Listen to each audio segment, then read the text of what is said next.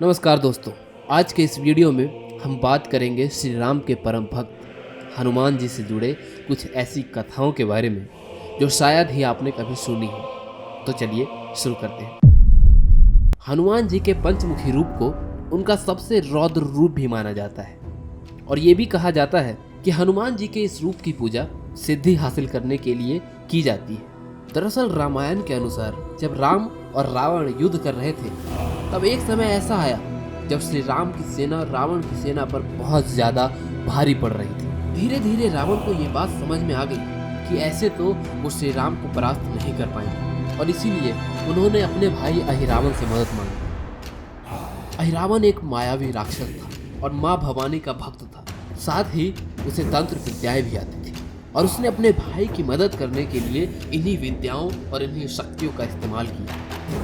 उसने श्री राम की सेना को गहरी निद्रा में सुला दिया और श्री राम और लक्ष्मण का अपहरण कर पाताल लोक ले गए। जिसके बाद हनुमान जी श्री राम की सहायता करने पाताल लोक पहुंचे। तो हनुमान जी को रोकने के लिए अहिरावण ने एक बड़ा रूप लिया और हनुमान जी से युद्ध करने लगे। हनुमान जी भी युद्ध में पूरे बल से उसे हराने का प्रयास कर रहे थे, पर अहिरावण अपनी मायावी शक्तियों की वजह से उनसे बचता जा रहा था।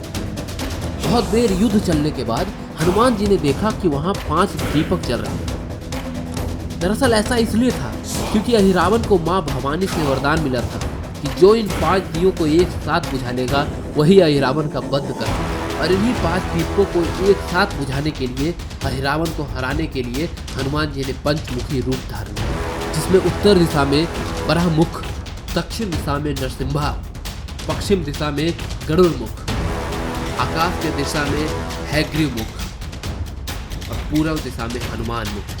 सबने एक साथ मिलकर दीपक बुझाया और हनुमान जी ने अहिरावण का वध किया।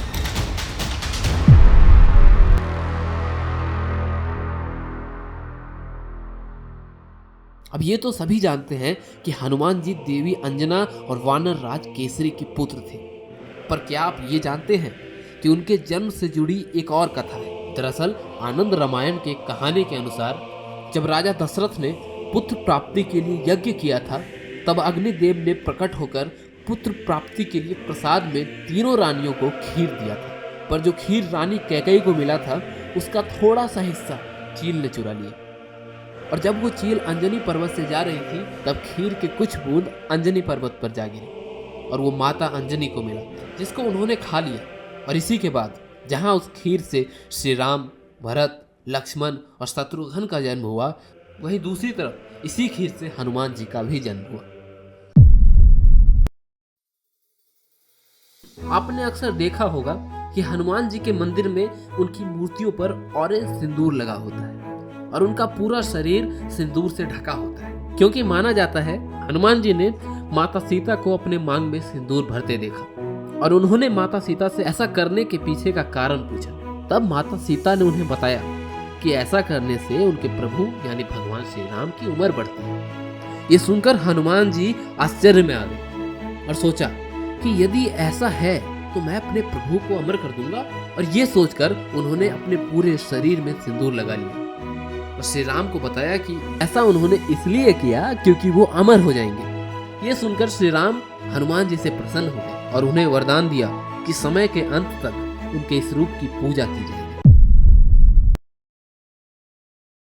हमने अक्सर सुना है कि हनुमान जी शिव जी के अवतार हैं, पर क्या आप ये जानते हैं कि पद्म पुराण के पाताल कांड के अनुसार एक बार श्री राम ने अश्वमेघ यज्ञ किया और इस यज्ञ के अश्व को राजा वीरमणि ने रोक लिया। कहा जाता है कि अगर इस यज्ञ के दौरान कोई अश्व को रोक लेता है तो उसे युद्ध का आमंत्रण माना जाता है और राजा वीरमणि के इस आमंत्रण को श्री राम और उनके भाइयों ने स्वीकार किया। एक तरफ युद्ध की तैयारियां होने लगी, वहीं दूसरी तरफ राजा वीरमणि ने शिव जी से सहायता मांगी और अपने तरफ से युद्ध करने का निवेदन किया। और क्योंकि राजा वीरमणि शिव जी के भक्त थे इसलिए शिव जी ने यह निवेदन स्वीकार कर लिया और ये शर्त रखी कि वो युद्ध तब तक करेंगे जब तक श्री राम युद्ध में ना आ जाए, क्योंकि श्री राम स्वयं विष्णु जी के अवतार हैं। अब इसके बाद युद्ध शुरू हुआ और शिव जी वीरभद्र का रूप लेकर युद्ध भूमि में आ गए, जिसके बाद युद्ध में श्री राम की सेना हार लगी क्योंकि सामने शिव जी थे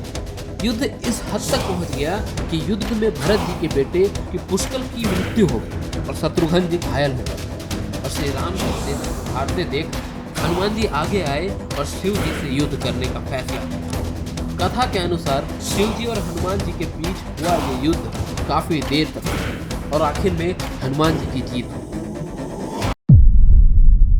अगर हम आपसे पूछें कि हनुमान जी कौन थे, तो सबका जवाब होगा कि राम जी के परम भक्त। लेकिन इसके अलावा हम अक्सर सुनते हैं ना कि हनुमान जी जो थे वो बाल ब्रह्मचारी थे और इसीलिए आज तक उनको स्त्रियां हाथ नहीं लगाती। पर क्या आप ये जानते हैं, विमल सूरी द्वारा लिखी पद्मचरिता जो कि जैन वर्जन की रामायण है, उनके अनुसार हनुमान जी कभी बाल ब्रह्मचारी थे ही नहीं, बल्कि उनका विवाह रावण की बहन चंद्रनखा की बेटी से हुआ था। यानी हनुमान जी रावण के दामाद थे। इसमें मौजूद कहानियां ये भी कहती हैं कि हनुमान जी ने अपने मामा रावण को समझाया भी था कि वो जिद छोड़ दे और माँ सीता को जाने दे, पर रावण अहंकार में इतना चूर था कि उसे किसी की भी बात समझ नहीं आ रही थी और इसलिए हनुमान जी रावण का साथ छोड़कर श्री राम के समूह में शामिल हो गए और रावण को हराने में श्री राम की मदद की। तो दोस्तों, ये थी हनुमान जी के जीवन से जुड़ी कुछ ऐसी कथाएं जो शायद आप में से बहुत सारे लोग नहीं जानते थे।